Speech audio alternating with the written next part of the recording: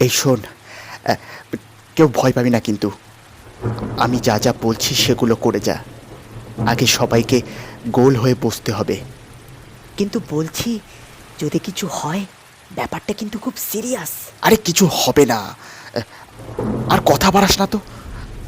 আমি 3 গোনার পর একসাথে আমি যেটা বলছি সেটা সবাই করব, ওকে? ঠিক আছে, চল, রেডি। 1, 2, 3।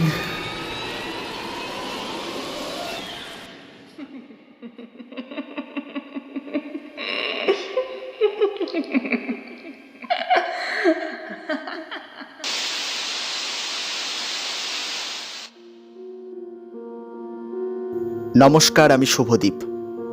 স্টোরি উইথ দ্বীপে আপনাদের জানাই স্বাগতম। উত্তেজনা, এক্সাইটমেন্ট, এই কথাগুলো সেই ধরনের কাজের সাথে যুক্ত থাকে যেই কাজগুলো হঠকারিতায় বা হুট করে সিদ্ধান্ত নিয়ে করা হয়। এই উত্তেজনার সাহায্যে কোনো নতুন জিনিস আবিষ্কার হয়ে যেতে পারে, কোনো দুঃসাহসিক অ্যাডভেঞ্চার স্টার্ট হয়ে যেতে পারে। আবার এই উত্তেজনার দ্বারা কোনো বড় ভুলও হয়ে যেতে পারে, যেটা শুধরে নেওয়ার কোনো উপায়ই থাকে না। একটা বড় টার্নিং পয়েন্ট, যা থেকে কিছুতেই পিছন ঘুরে পালানো যায় না। আজ আপনাদের জন্য আমার লেখা একটা গল্প, all suicides are not suicides.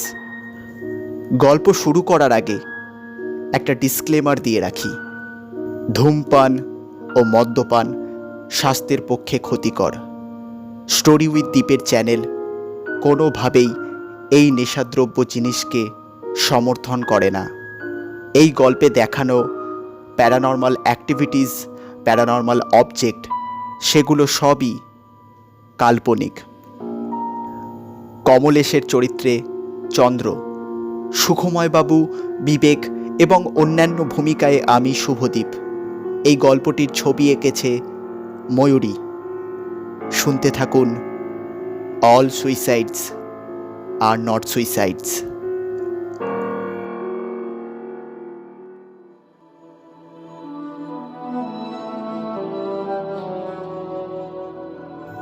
Relax, relax. আস্তে আস্তে, আস্তে আস্তে ঘুমিয়ে পড়ো। কোনো স্ট্রেস নিও না, আস্তে আস্তে। That's like a good boy.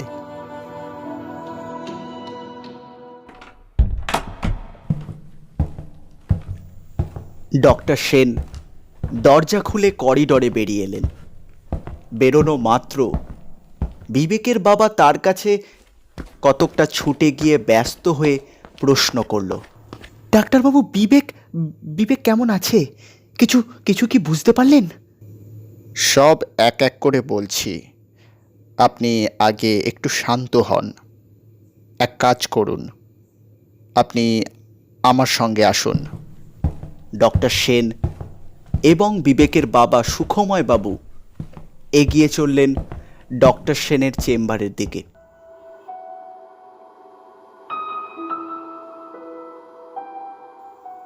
সত্যি, এ যেন এক অপরিচিত আচমকা ঝড়। একটা শান্ত সুখী পরিবারের দৃশ্যটা নিমেষের মধ্যে পাল্টে দিয়েছে। এক দুঃস্বপ্ন বাস্তবে পরিণত হয়ে চোখের সামনে এসে দাঁড়িয়েছে। কিছুতেই তা থেকে পালানো যাবে না। সুখময় ব্যানার্জি ব্যাংকের এক সাধারণ কর্মচারী। তার একমাত্র ছেলে বিবেক। খুব ছোটবেলায়, তখন বিবেকের 5 কি 6 বছর বয়স, তখন তার মা মারা যায়। মাতৃহারা বিবেককে বুকে তুলে নেন সুখময় বাবু। আর বিয়ে করেননি তিনি, এই ভেবে যে বিবেকের যাতে বিন্দুমাত্র অবহেলা না হয়। একইভাবে মা এবং বাবা হয়ে তার জীবনের প্রাপ্য সবটুকু সুখ দিয়ে গেছেন, কিন্তু হঠাৎই অকস্মাৎ বজ্রপাত।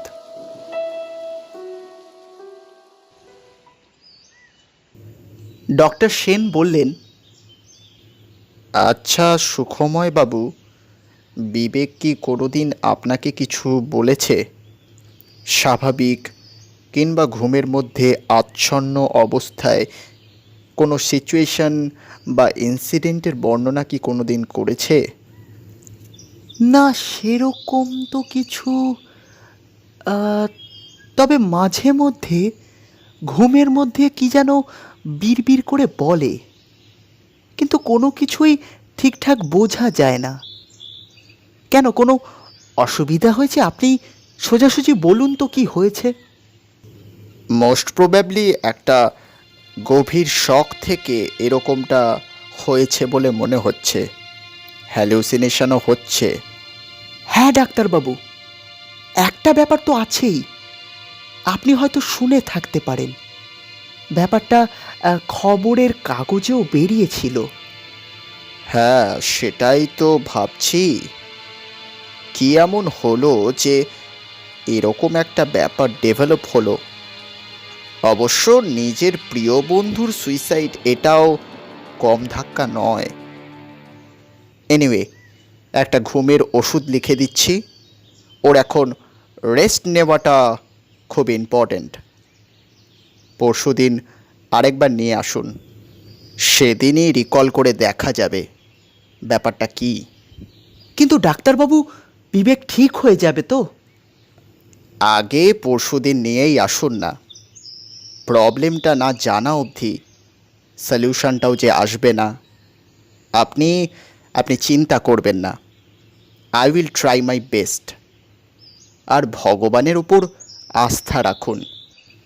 বিবেক, বাইরে দাঁড়িয়ে কেন? ভিতরে আসো। ইতিমধ্যে দরজার কাছে বিবেক এসে দাঁড়িয়েছে। ডক্টর সেন আবার বলল, কি বিবেক, এখন অনেকটা সুস্থ লাগছে? বিবেক কিছু বলল না, শুধু মাথাটা ঈষৎ নাড়িয়ে সম্মতি জানিয়ে দিল। তাহলে আজ আসি ডক্টর সেন, নমস্কার।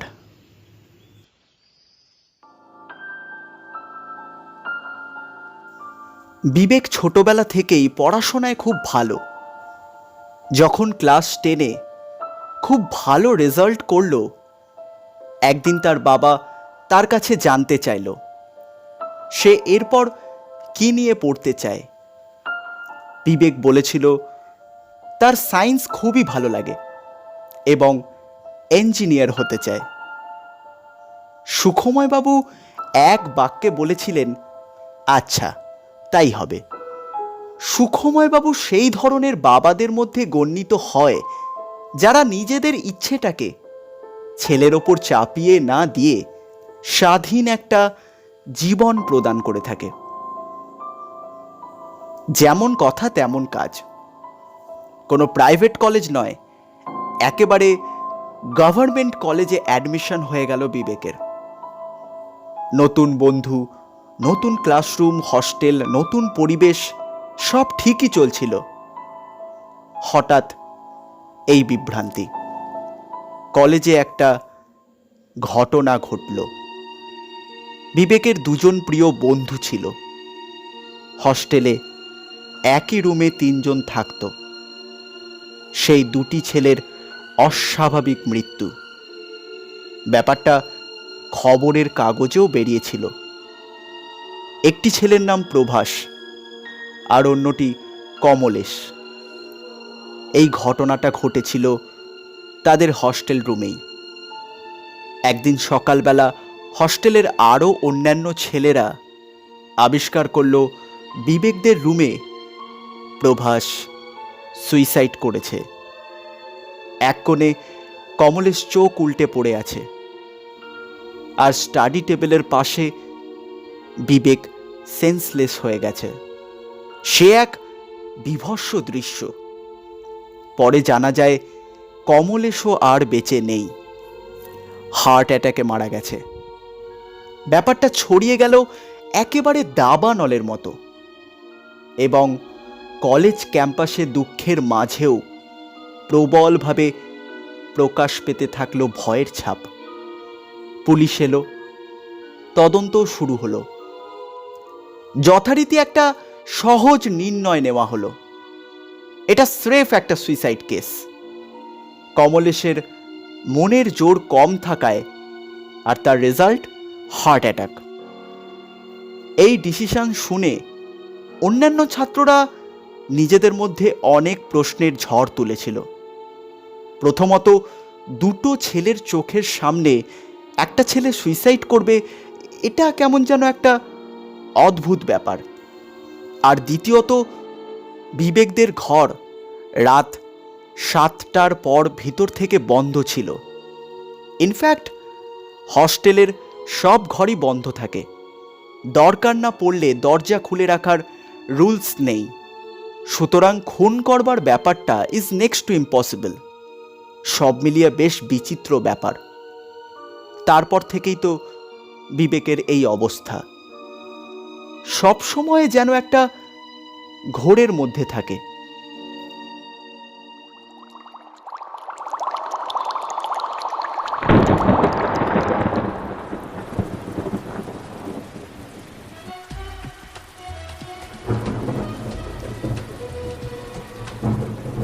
ফোনটা সাইলেন্ট মোডে রেখে আবার বইটায় মন দিল বিবেক।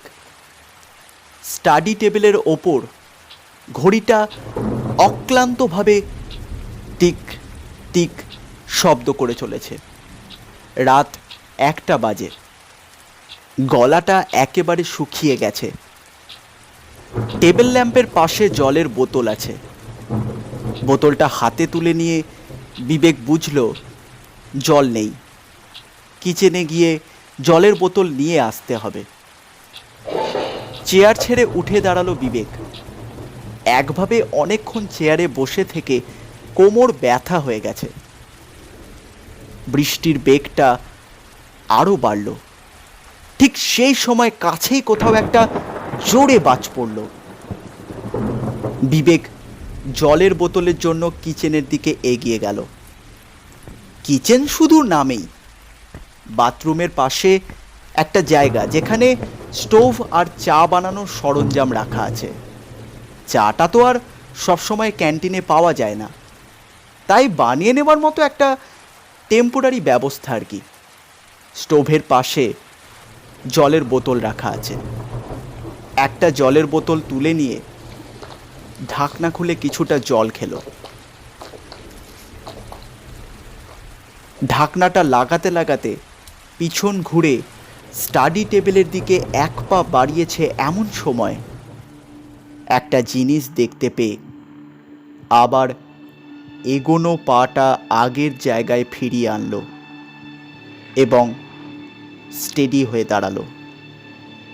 ব্যালকনিতে কেউ একটা দাঁড়িয়ে আছে, সামনের দিকে নয়, পিছনের দিকে ঘুরে। বৃষ্টি তখনও অঝরে ঝরে পড়ছে। আর একটা ব্যাপার বিবেকের হঠাৎ খেয়াল হলো, টেবিল ল্যাম্পটা ছাড়া ঘরের আলোটা জ্বলছে না কেন? হাতের কাছে সুইচ বোর্ডটা ছিল। সুইচটা অন করে দিতেই খুট করে একটা আওয়াজই হলো শুধুমাত্র। লাইট জ্বলল না। বিবেক বলল, কে কে? শেষের দিকে গলাটা কেঁপে গেল। ভয় কি? তা বটে। আস্তে আস্তে ধীর গতিতে এগিয়ে যেতে লাগলো। কিন্তু এ কি সর্বনাশ! লোকটা হঠাৎ ব্যালকনি থেকে ঝাঁপিয়ে পড়ল। বিবেকও সঙ্গে সঙ্গে দৌড়ে গেল ব্যালকনিতে। ঠিক সেই সময়ে বিদ্যুৎ চমকালো। বিদ্যুতের আলোতে যা দেখলো তা দেখে তার শিরদাঁড়া বেয়ে একটা বরফের স্রোত নেমে গেল। নিচে পড়ে থাকা লোকটা বিবেকের দিকে এক দৃষ্টিতে তাকিয়ে রয়েছে। মাথার পাশ থেকে গলগল করে রক্ত বেরিয়ে চারিপাশে ছড়িয়ে যাচ্ছে। আর সবচেয়ে আশ্চর্য যেটা, লোকটার মুখের চেহারার সাথে বিবেকের হুবহু মিল। এটা কি করে সম্ভব? পরক্ষণেই তার পিঠে কে বারবার আঘাত করছে। পিছনে ঘুরতেই, বিবেক, বিবেক ওঠ বাবা, সকাল 7টা বেজে গেছে, ডক্টর সেনের কাছে অ্যাপয়েন্টমেন্ট আছে না? বিবেক, এই বিবেক। বিবেক ধড়মড়িয়ে উঠে বসল। এটা স্বপ্ন? এত পরিষ্কার একটার পর একটা দৃশ্য। কিরে, কোনো ভয়ের স্বপ্ন দেখেছিস বুঝি? ইস, সারা শরীর তো একেবারে ঘামে ভিজে গেছে। সকালবেলার দিকটা ডক্টর সেনের বাড়িতে সেরকম একটা অ্যাপয়েন্টমেন্ট থাকে না। সুখময় বাবুর সাথে চেনাশোনা আছে বলেই ডক্টর সেন সকালে আসার কথা বলেছেন। ডক্টর সেনের চাকর সুখময় বাবু আর বিবেককে বসবার ঘরে সোফায় বসিয়ে একটু ওয়েট করতে বলল, আর বলে গেল ডক্টর সেন কিছুক্ষণের মধ্যেই আসবে। আর তাছাড়া ডক্টর সেনের প্ল্যান অনুযায়ী কিছু অ্যারেঞ্জমেন্ট করে নেবার দরকার, সেটা নিয়েই বোধহয় ব্যস্ত আছে।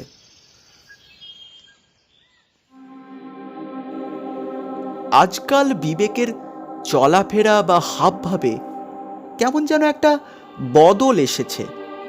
সব থেকে আশ্চর্য ওর চোখ দুটো, ভাসা ভাসা দৃষ্টি, যেন পাথরের চোখ। কারোর দিকে তাকিয়ে থাকলেও মনে হয় যেন তাকিয়ে নেই। অন্যদিকে সুখময় বাবুর নিজের শরীর ভালো নেই। এই কিছুদিনের অবকাশে তার বয়স যেন বেড়ে গেছে 2 গুণ।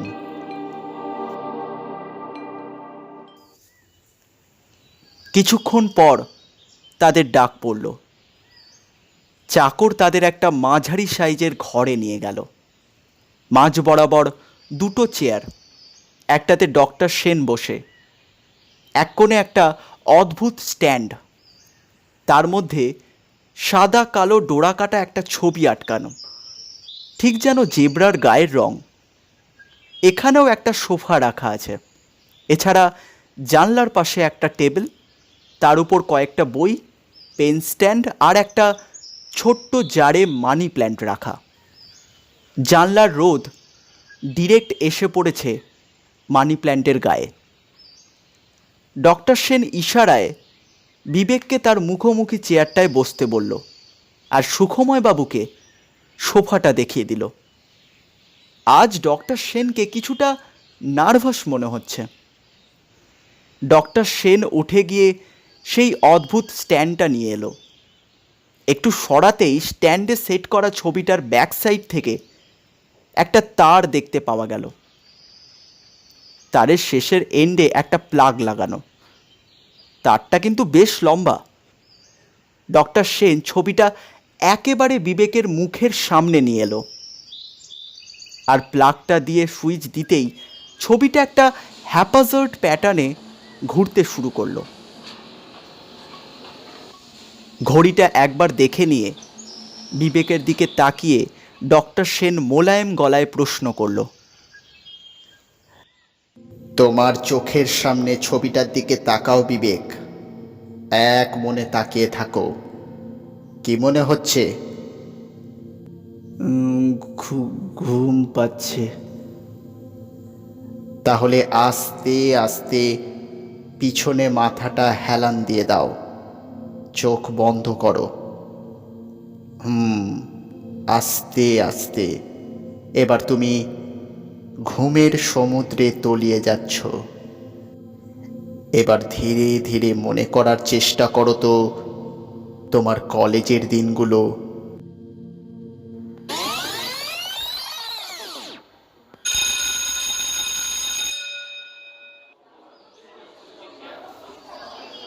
আজকে এসপি স্যারের ক্লাসটা সত্যি ইটস সো বোরিং। কেন রে কমলেশ, তুই তো এমনিতেও ক্লাস করিস না, অমনিতেও করিস না। তোর আর ক্লাস করা বা না করা তাতে কি এসে যায়? ধাপ্পা! উফ বাবারে, প্রভাস তুই একেবারে ভয় পাইয়ে দিয়েছিলি। তোর জন্য না, আমি গ্যারান্টি দিচ্ছি, তোর জন্য একদিন আমার হার্ট অ্যাটাক হবেই। কি বলছিলিস আমার নামে কমলেশকে? আমি ওই ক্লাসে প্রিয়ার দিকে তাকিয়ে থাকি? বিবেক বলল, বোঝো ঠেলা, আরে আমরা তো এসপি স্যারের ক্লাসের কথা বলছিলাম, কিন্তু তোমার ব্যাপারটা কি? কমলেশ বলল, হ্যাঁ বুঝলাম, সব জলের মতো ক্লিয়ার। যথারীতি রাত হলো। বিবেক অন্যমনস্কভাবে তার হাতের কাছে রেডিওটাই চালিয়ে দিল।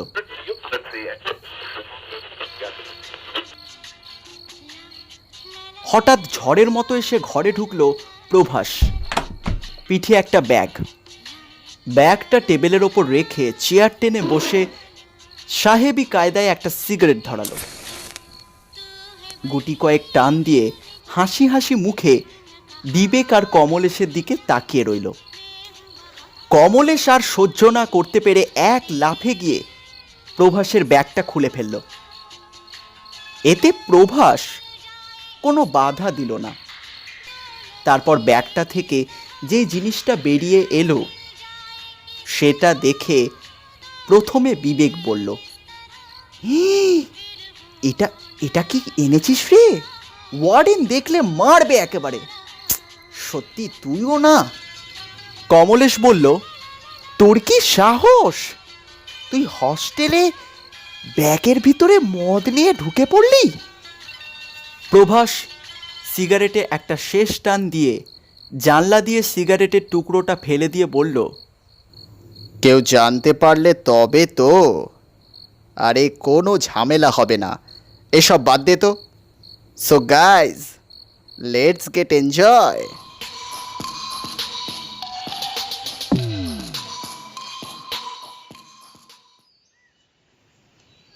বিবেক ওঠ, সকাল 8:30 বেজে গেছে।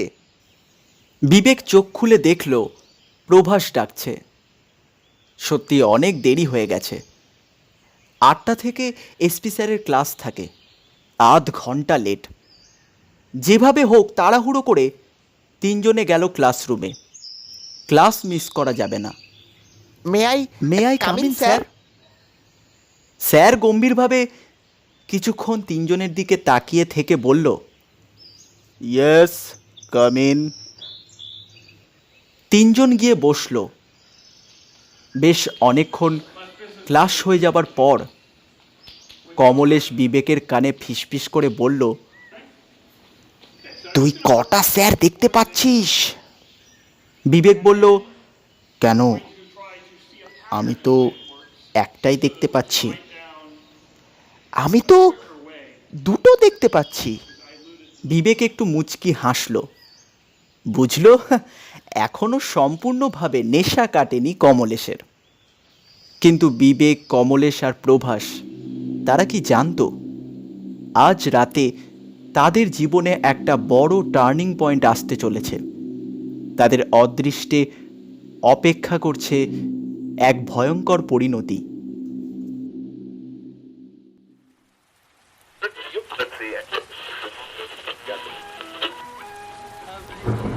রাত 8:30। কিছুক্ষণ ধরে বৃষ্টি পড়া আরম্ভ হয়েছে। বিবেক অ্যাসাইনমেন্ট কমপ্লিট করছে, কমলেশ ফোনে গেম খেলছে, আর প্রভাস ফোল্ডিং খাটে শুয়ে পা দোলাচ্ছে। রেডিওতে একটা পুরনো গান চলছে। বেশ কিছুক্ষণ পর প্রভাস বলল, তোদের কাছে কি কিছুক্ষণ টাইম আছে? কথা কেড়ে নিয়ে কমলেশ বলল, আজ আবার ব্যাগে কি এনেছিস? আজ একটা জিনিস দেখাবো, দেখতে চাস? ওহিজা বোর্ড। বিবেক সব কথা অ্যাসাইনমেন্ট করতে করতেই শুনছিল। প্রভাস বলল, আচ্ছা তোরা প্ল্যানচেটের নাম শুনেছিস তো? প্ল্যানচেট মানেটা কি জানিস? এবার বিবেক বলল, হ্যাঁ ওই তো, ইচ্ছা শক্তির দ্বারা ভূত বা সুপার ন্যাচারাল পাওয়ারকে ডেকে আনা। ঠিক তাই, প্রভাস বলল। ওহিজা বোর্ডও এমন একটা জিনিস যেটার দ্বারা খুব সহজে কোনো অশরীরী শক্তিকে ডেকে আনা যায়, তবে ওই ইচ্ছা শক্তি লাগে না। কমলেশ বলল, কিন্তু তুই এইসব আমাদের কেন বলছিস? বলছি কারণ আমার কাছে ওহিজা বোর্ড আছে, একবার ট্রাই করে দেখলে কিরকম হয়। ওদের তিনজনের মধ্যে বিবেক বেশ ভীতু ধরনের ছেলে। বিবেকই প্রথমে নাকচ করে বলল, বলছি ভূত ভূত নিয়ে আবার কি দরকার? কমলেশ বলল, একবার করে দেখলে কিন্তু মন্দ হতো না। আর তোরা ভেবেই দেখ না, কাউকে ডাকলেই সে যে আসবে তারও তো কোনো গ্যারান্টি নেই। আগত্যা দোনামোনা করে বিবেকও রাজি হলো। মেঝেতে রাখা হলো ওহিজা বোর্ড, দাবার বোর্ডের মতো সাইজের, সম্পূর্ণ খোপ কাটা, মাঝখানে লাইন করে কতগুলো ইংলিশে লেটার লেখা, আর মাঝে মাঝে কিছু ভয়ানক ছবি আঁকা, ডেমন্স বলেই তো মনে হয়। তিনজন গোল হয়ে বসল। তারপর শুরু হলো এক অশরীরী শক্তিকে আহ্বান জানানো। কিন্তু 10 মিনিট 15 মিনিট করে আধ ঘন্টা কেটে গেল, কিছুই হলো না। প্রভাসী প্রথম নীরবতা ভেঙে বলল, না, মনে হয় কিছুই হবে না। Let's stop it. আর এমনিতেও বেশ রাত হয়ে গেছে, এরপর ক্যান্টিনে গেলে আর কিছুই পাওয়া যাবে না, শেষে ম্যাগি খেয়ে থাকতে হবে, বুঝলি?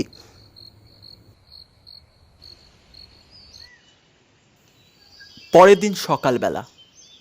রাতে তিনজনেরই ভালো ঘুম হয়নি, তাই আজ কারোরই শরীরটা বিশেষ ভালো নেই।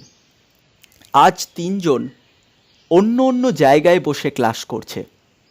আসলে তিনজনেরই এক সময় ঘুম ভাঙলেও আজ কেন জানি না একসাথে ক্লাসরুমে বসেনি।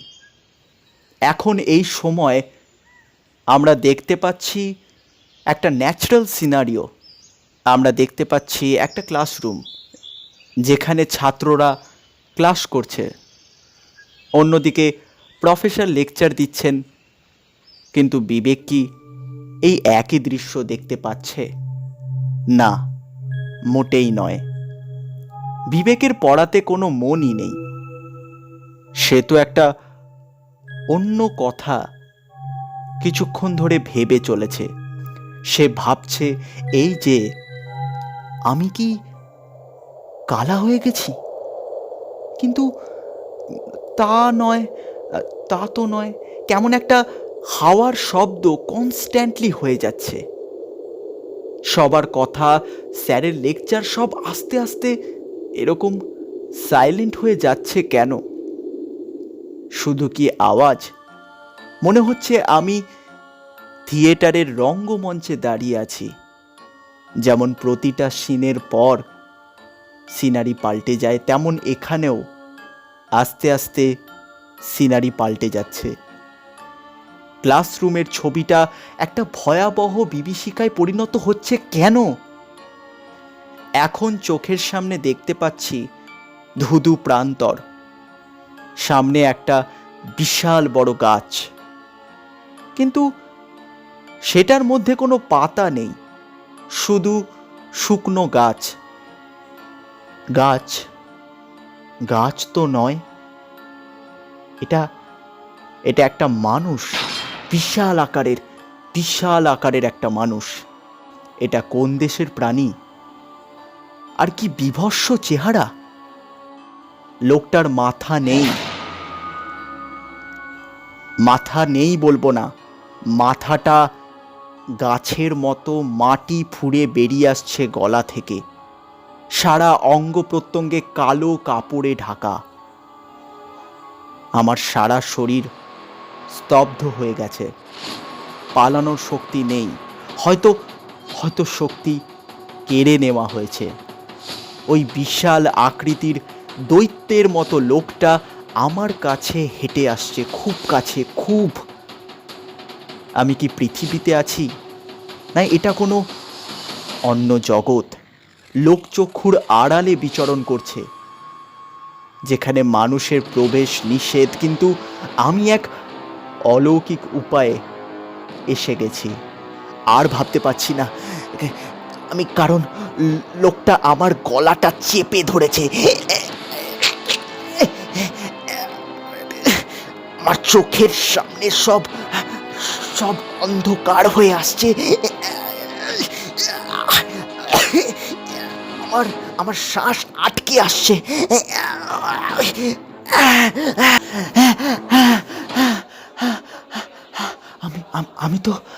আমি তো ক্লাসরুমেই। তাহলে এর ওটা কি ছিল? বিবেক,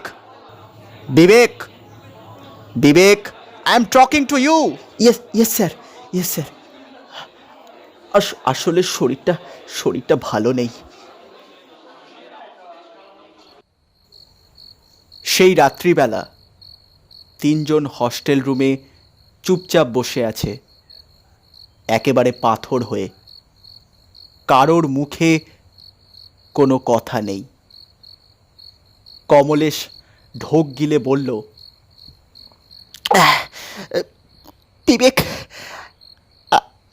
আমরা বোধহয় অনেক ভুল করে ফেলেছি। ওহিজা বোর্ডটা আমাদের খোলা উচিত হয়নি। আমি আজ ক্লাসরুমে অনেক অদ্ভুত দৃশ্য দেখেছি, জানিস? বিবেক বলল, আমিও দেখেছি। প্রভাস, তুই? প্রভাসের মুখে কোনো কথা নেই, কিন্তু প্রভাস এরকম মাথাটা পিছনে এলিয়ে এইভাবে বসে আছে কেন? দুজনে প্রভাসের কাছে গিয়ে ডাকাডাকি শুরু করলো, প্রভাস। বল। বিবেক আর কমলেশ তৎক্ষণাৎ ঘরের 2 কোণায় সরে গিয়ে ঝপ করে মাটিতে বসে পড়ল।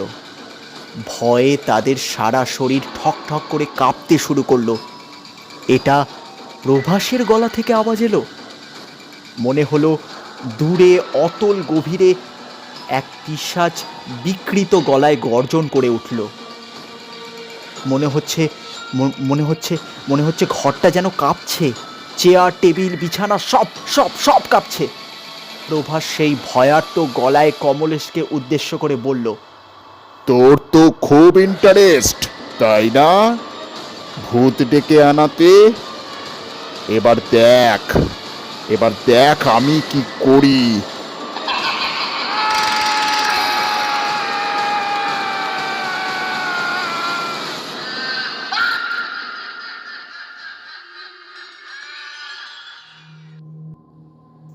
পরের দিন সকালবেলা হস্টেলের অন্যান্য ছেলেরা আবিষ্কার করল বিবেকদের ঘরে প্রভাস সুইসাইড করেছে। কমলেশ এক কোণে চোখ উল্টে পড়ে আছে, আর বিবেক সেন্সলেস হয়ে গেছে। এইটুকু বলার পর বিবেকের কথা থামল। হয়তো এবার সত্যিই ঘুমিয়ে পড়েছে। ডক্টর সেন এবং সুখময় বাবু একেবারে থ। ডক্টর সেন পকেট থেকে রুমাল বের করে ঘাম মুছল, উঠে গিয়ে জানলাটা খুলে দিল। ঘরের আবহাওয়াটা খুব গুমট হয়ে গেছিল। জানলার পাশে টেবিলে রাখা গ্লাসের জলটা পুরোটা খেয়ে নিল। একটু গলা খাঁকড়িয়ে বললেন, চিন্তা করবেন না, এবার হয়তো সত্যি বিবেককে সুস্থ করে তুলতে পারবো। ওর স্ট্রোমাটাকে, যেটা ও সবসময় হ্যালুসিনেট করছে, সেটাকে নিঃশেষ করে ফেলতে হবে। একটা আর্টিফিশিয়াল ওহিজা বোর্ডকে ডিস্ট্রয় করতে হবে ওর চোখের সামনে, আর সেটা করা খুবই সহজ। আমি শুভদীপ। আপনারা শুনছিলেন অল সুইসাইডস আর নট সুইসাইডস। গল্পটা ভালো লাগলে একটা লাইক এবং স্টোরি উইথ দীপ চ্যানেলটাকে সাবস্ক্রাইব করবেন।